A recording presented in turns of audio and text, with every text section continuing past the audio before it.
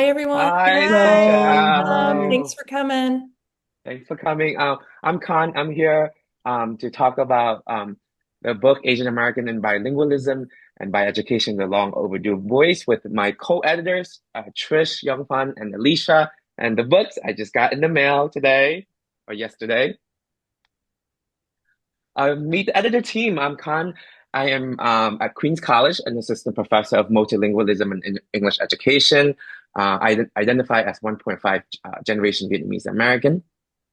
Hi, everybody. I'm Zhongfeng Tian. I'm currently associate professor of bilingual education at Rutgers University, Newark. I'm first generation Chinese American.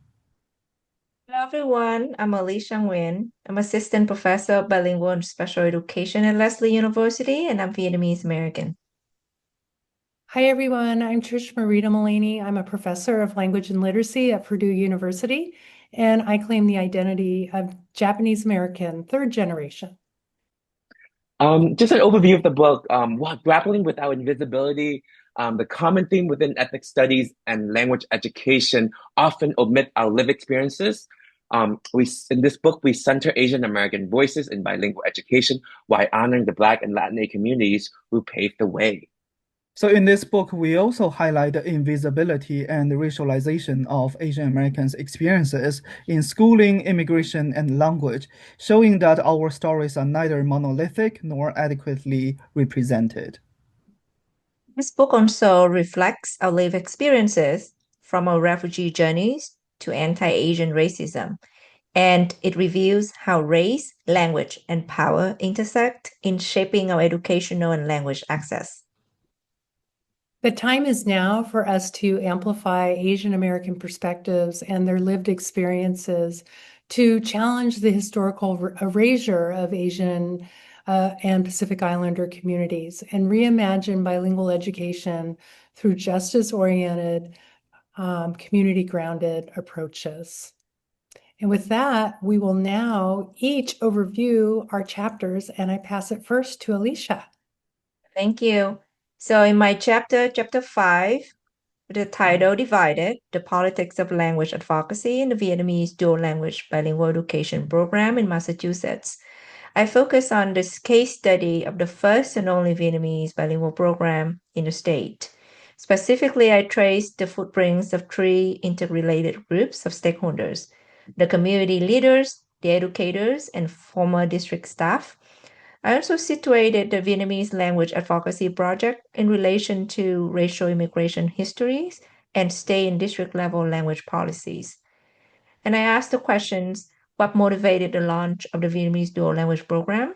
And what are the unique challenges of the Vietnamese language advocacy project in relation to the local context of state, district, and school community? So in this case study of the Vietnamese Community Language Advocacy Project, I talks about the program challenges, especially the tensions and conflicts among the stakeholders. I want to highlight not only the power of community resistance against educational inequities and racial linguistic injustice that always exist in US school systems. I also want to warn against the pitfalls of community language advocacy. This chapter contributes to our scholarly understanding of the complex reality of design and implementation of dual language bilingual education programs. But most importantly, I want us to pay attention to community histories and learn how to build solidarity among stakeholders in the collective efforts to eradicate racial linguistic violence and disrupt white hegemonic agenda. Now I'm going to pass to Trish. Thanks, Alicia. So my chapter 6 is called Eradicating, pardon the typo there, my Chinatown Chingchong accents, narratives of linguistic colonization from Chinese American bilingual teachers. So Chingchong might be something that you've heard of before, but it's defined as something that is socially constructed. It's a socially constructed language versus an actual named language and is indexed by its dual reference to East Asian languages and English. The expression of Chingchong rhymes and borrows phonetic principles from English, seemingly ascribing it to some form of English. So you have probably seen comedians or comic set sketches, and perhaps you've even heard the use of this language in front of you. So Linguistically speaking, Qingchang is what linguists call bivalent, where Chinese and English are belong to two linguistic systems, or what scholars call simultaneity. Performativity, the performance of this nonsensical language that we call Qingchang by non-Asians, and is a form of linguistic racism, often casted within humor or comedy. It is a form of subjugation. It's a form of linguistic mockery that can be externally and internally positioned, which my chapter will illuminate here. So in talking with several Chinatown Cantonese Chinese bilingual teachers at the site of San Francisco Unified Schools in Chinatown, San Francisco, what we see here is that the linguistic racism, or the Qingchang ascription, was very deep and pernicious. With one of my participants, Victor talked about say yup and say yup as being different varieties of Chinese. And as Victor was reflecting on becoming a teacher who had to go through speech therapy at his teacher education program, he said, living in a segregated community and attending segregated schools, the young generation did the imitation the best that they could. He's referencing English. Remember, you don't get hired as a teacher if you spoke substandard English. So here we see the internal negotiation and identification of his language being too Qingchangy to be regarded as legitimate.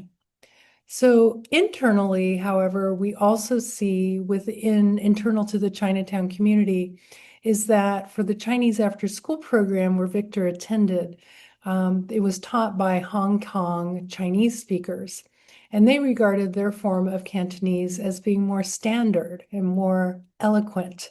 And this is what we see as a form of colonization. With the colonization of Hong Kong, this politically arbitrated their variety of Chinese as being more superior. So what I do here in this chapter is I differentiate Qingchang and Mock Asian. Qingchang being what others external to the Chinese community ascribe the sound of the language to be. And then internally, Mock Asian is, instead of Qingchang, is what happens internally within different Chinese communities that regard different varieties of Chinese as falling along different lines of standardness and substandardness. And with that, I will pass it on to Khan. Thank you, Trish. This chapter 13 is very personal to me, titled The Beating of the Tongue, My Experience Learning English in U.S. School. My family arrived in the U.S. as Vietnamese refugees after my father spent 8 years in a re-education camp. In school, I was placed in a subtractive ESL program that prioritized English learning and erased my Vietnamese language practices and identity. Isolated in class, I became the coloring boy, often unseen and unsure of how to belong. As I learned English, often through strict English-only rules, I also pick up the language practices of Asian American, which educators label as incorrect. In high school, I was sent to speech therapy, reinforcing how my racialized language practices were viewed as deficient. These experiences politicized me, leading me to community activism and a commitment to educational justice. Today, as an educator, I embrace translanguaging and bilingual love to honor students' full identities and resist monolingual assimilation. In this chapter, I expose how U.S. schools racialize and erase the language practices of Vietnamese American youth. I connect my lived experiences to critical refugee studies, showing how refugees are shaped by structure of war, dispossession, racialization, and assimilation. I demonstrate how subtractive ESL policy produced language loss, disremembering, and linguistic injustice for refugee students. I critique U.S. bilingual educational policy, arguing that they were designed for assimilation, not bilingual and biliteracy. I bring forward a framework of translanguaging, bilingual love, and armed love as political, humanizing approaches to teaching multilingual students. I contribute to a vision for self-determination for Vietnamese American youth, insisting that language, identity, and belonging must be affirmed, not erased by school. And thank you. I will pass this on to Yongfen. Thank you, Khan. So my chapter is the last chapter in this book. It is titled Speaking Up, Amplifying Our Voices, The Significance of Transnational Identities in Asian Bilingual Education. It is co-written with my dear colleague, Joy E. So basically, it is a collective self-study of us two transnational Asian American teacher educators grounded in Asian Crete. It explores how our transnational identities developed and transformed across personal, academic, and professional contexts. It explores why sharing Asian transnational voices matters in Asian bilingual education, where these perspectives have been historically marginalized. So we use reflective dialogues to analyze our racialization, identity formation, and the silencing and unsilencing of Asian American scholars. It highlights the complex racial, linguistic, and cultural negotiations Asian transnational scholars experience in U.S. academia and bilingual education. So what this chapter really contributes are it centers Asian and transnational identities in bilingual education. It offers counter stories that disrupt stereotypes, model minority narratives, and forever foreigner tropes. It applies Asian Crete in bilingual education, showing how its tenets illuminate racialized experiences of Asian educators. It reveals our internalized deficit frameworks and how we, as Asian educators, navigate, resist, and unlearn them. It also identifies systemic barriers and shows how they shape Asian educators' work.